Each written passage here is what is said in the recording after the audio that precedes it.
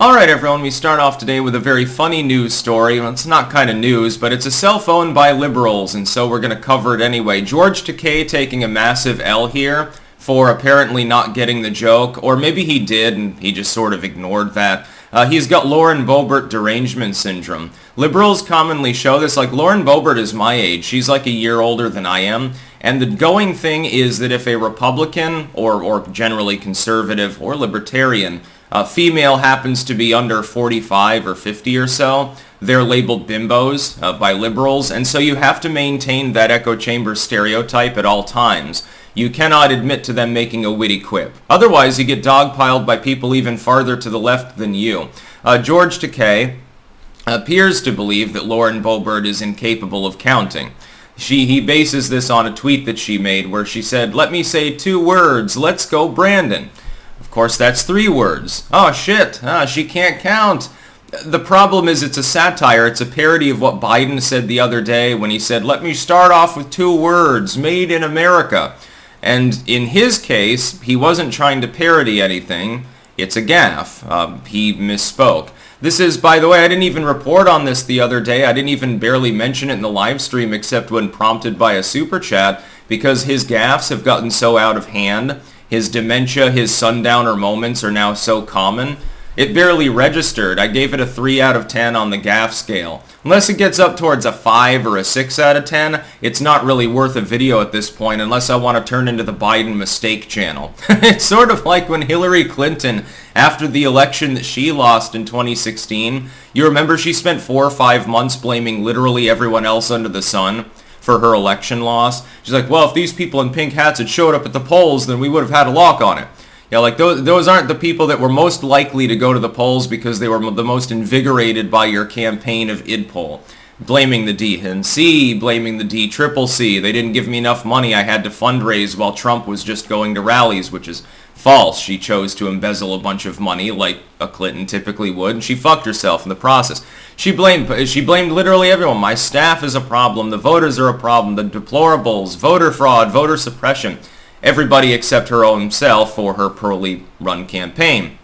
And for a while, I was making 4 or 5 videos a week some weeks based on this alone. So I can't just do the Biden gaffe thing. So forgive me. If I skip a gaffe, it doesn't mean that I'm not aware of it.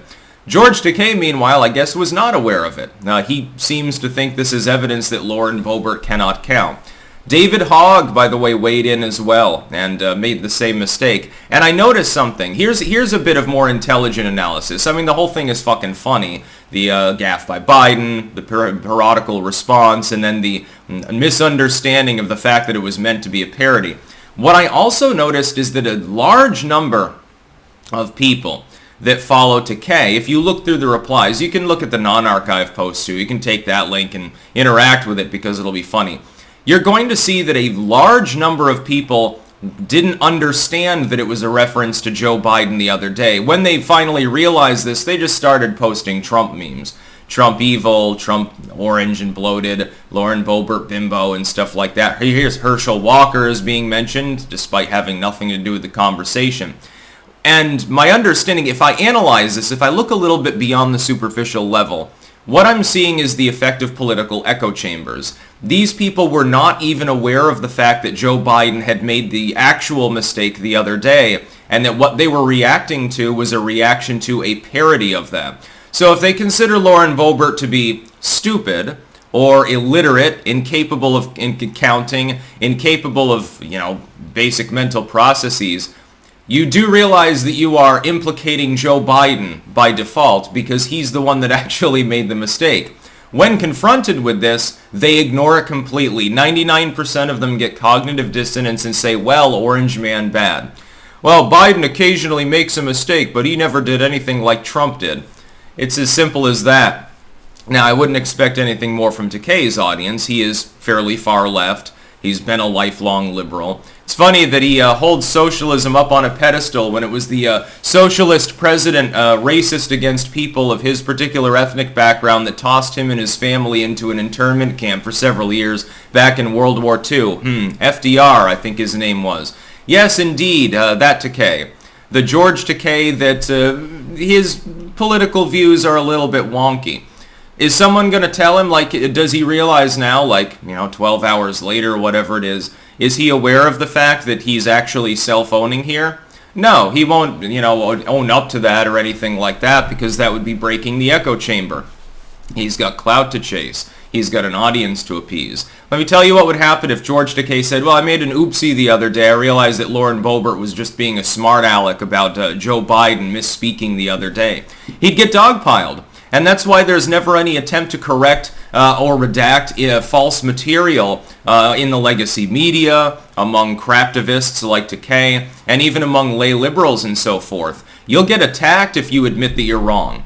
Because then you're defending Trump, or in this case, you're defending Lauren Boebert, the Nazi bitch. Oh my God, you're defending the young female version of Goebbels. How dare you do so? Don't you know that she's an illiterate prick? The problem is that it hits too close to home. The idea of her being incapable of counting, which I guess you're implicating Biden's incapable of counting by your own tacit admission here, fits in with her bimbo stereotype that the left wants to have about her. They did this with Palin. At least with Sarah Palin, she'd say bonkers shit all the time, and, she'd talk about moose hunting and stuff that, really isn't necessarily solidly political. Lauren Boebert doesn't tend to do this, so all they see is a young female who wandered off the reservation. And so they have to call her a Christo-fascist and talk about how she's a bimbo who loves guns more than kids or something like that. Takei's never going to backtrack on this and say, well, yeah, I take the L on that one, even though it'd be funny to the average person. You come out with some humility and say that you were trolled effectively. The left no longer does that. They will lock themselves down into that cognitive dissonance echo chamber, and that's really my analysis, is that's what you see if you look at the responses. Most of these people had no clue that it was a parody. They have no clue that they're the butt of the joke. Lauren Boebert trolled them, but they're too stupid to realize it, and even when they're not too stupid, I mean in the actual raw intellectual sense, they've gotten themselves into that lemming echo chamber where they're not capable of admitting it. By the way, this happens among right-wingers sometimes too, just to be clear. I see plenty of commentators out there who will comment on something. They don't realize that it's parody or satire. Babylon Bee occasionally manages to nail people still too. So does The Onion, just to be clear. And then they never offer, they never chuckle themselves. They're not intelligent enough for self-deprecation styles of humor, I suppose. I just found this funny. The fact that David Hogg was responding to the same thing with effectively the same response is just the fucking icing on the cake. But Georgetakei actually has some lingering social relevance. I think David Hogg has pissed most of that away at this point and is now best known as being a hyperbolic shit poster on Twitter. Yeah, very fun times. That's about all. Peace out.